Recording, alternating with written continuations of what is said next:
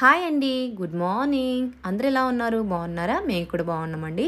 So morning అయితే 5:00కే నా blog అయితే స్టార్ట్ అయిందండి. మార్నింగ్ బ్రేక్ఫాస్ట్ కోసం నేను ఇడ్లీ చేస్తున్నాను ఈరోజు. దానికి కాంబినేషన్గా సాంబారు. నేనైతే పల్లీలు అయితే ముందు రోజు అంటే నార్మల్గా అయితే స్టాక్ పెట్టుకుంటాను.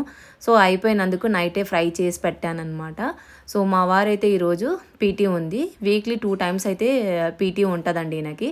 సో 5:20 కల్లా ఈయన వెళ్ళిపోవాలి. సో ఆయన వెళ్ళిపోతున్నారనేసి నేను కూడా లెగిసాను. నార్మల్ అయితే లెగను, నార్మల్ 6కే లేస్తాను. అయితే ఈరోజు ఏంటంటే సాంబార్ చేద్దాం. సాంబార్ కంటే కొంచెం టైం పడుతుంది కదా. సో అందుకనేసి నేను లేవంగానే ఫస్ట్ అయితే పప్పు అయితే ఉడకపెట్టేశాను.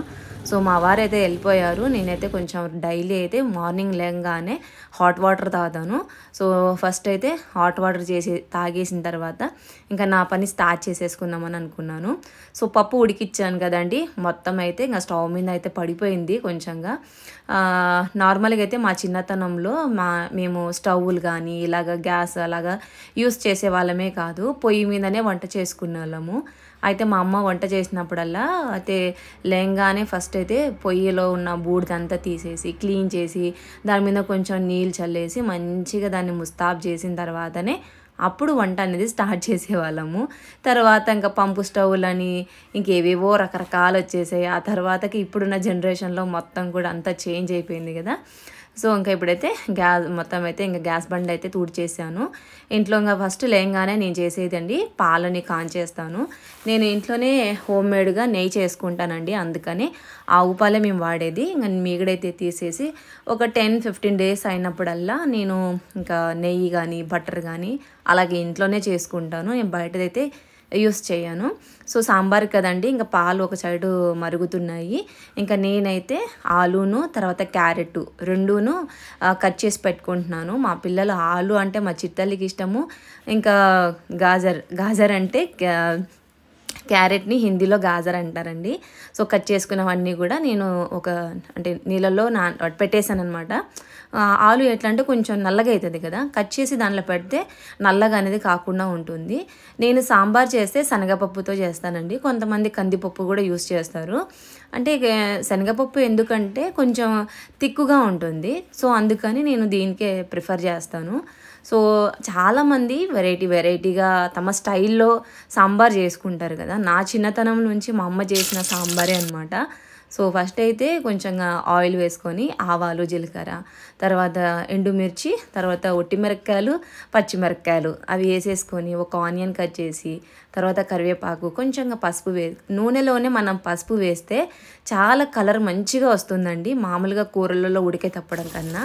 ఇంకా సాంబార్ అంటే బాగా పుల్లగా ఉండాలి కదా, అందుకనేసి ఇంకా నేనైతే నార్మల్లీ అండి మీరు ఎప్పుడైనా కానీ టైం ఉంది అని అనుకుంటే చల్ల నీళ్ళలో నానబెట్టుకోవచ్చు. నాకు ఇంకా టైం లేదనేసి నేనేం చేసినానంటే ఇంకా హాట్ వాటర్ని పెట్టేస్తే తొందరగా మగ్గిపోతాయి కదా.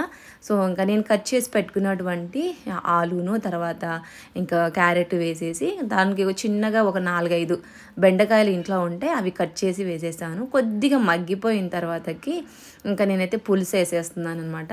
సో నేను ఈ పని ఇక్కడ చేసుకుంటూ పక్కన ఇడ్లీ అయితే ఎక్కిచ్చేసాను.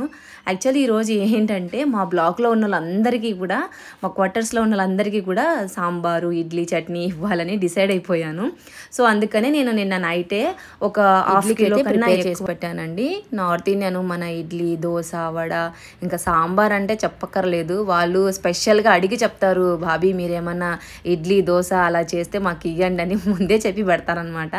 సో అందుకనేసి ఈరోజు నేను దాదాపుగా ఒక ఫుల్ డేష వరకు అంటే పావుకి ఎక్కువనే ఇంకా కందిపప్పు నానబెట్టేసి బాగా తిక్కుగా మంచిగా చేద్దామనేసి ఇంకా మొత్తానికైతే అంటే అంత పెద్దది నా దగ్గర లేకేనండి, ఒక బేషన్ లాగా ఉంటే దాంట్లో వేసినాను. అది తక్కువ అనిపించింది. మళ్ళీ 1 కిలో డేష రైస్ వండుకునేది ఉంటే మళ్ళీ దాంట్లో వేసేసాను అనమాట.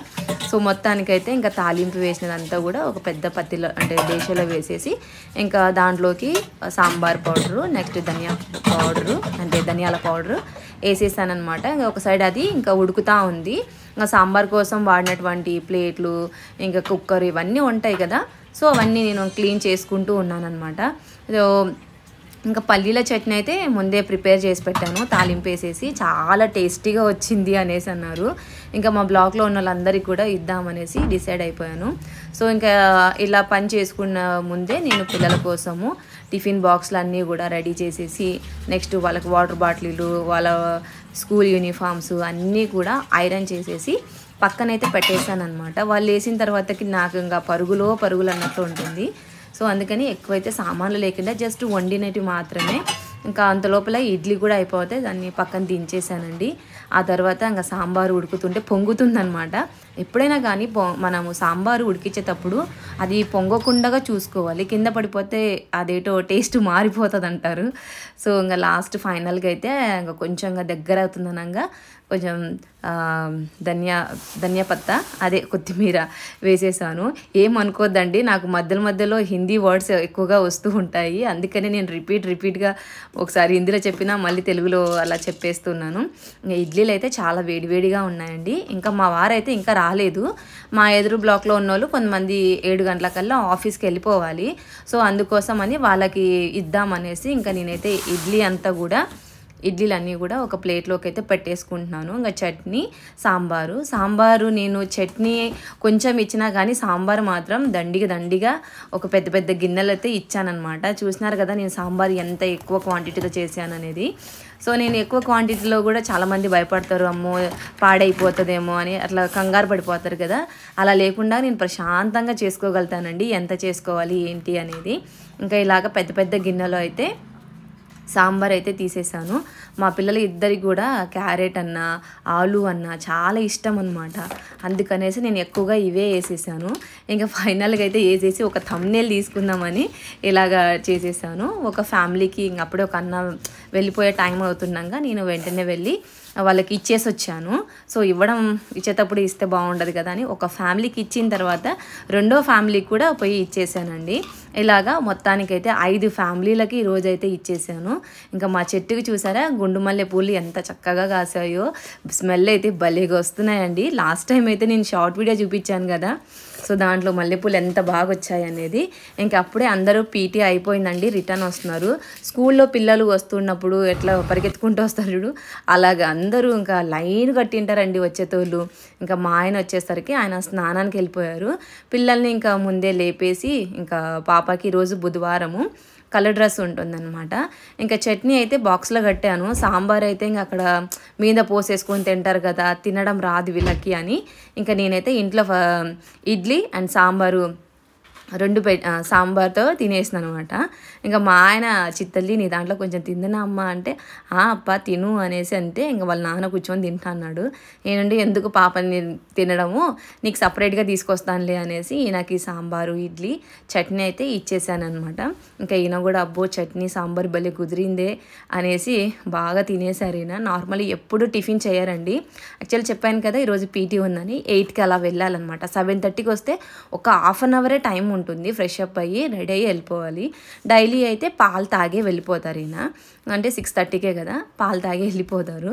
ఇంకా మా వాడు చూడండి, ఇంకా ఆయనకైతే అంటే లంచ్ బాక్స్ ఇచ్చేసాను, వెళ్ళిపోయారు ఆయన. ఇంకా మా వాడు రెడీ అయ్యి కూర్చున్నాడు. ఏం పెట్టాలా నాన్న అంటే మీరే చూడండి ఏమంటున్నాడు మా బుడ్డోడు. అక్కు ఇడ్లీ చట్నీ తీసుకొద్దునా, సాంబార్ కూడానా,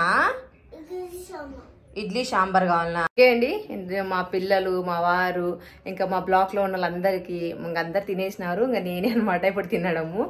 సో అండి మరో బ్లాగ్తో మళ్ళీ కలుద్దాం. Take care and bye bye.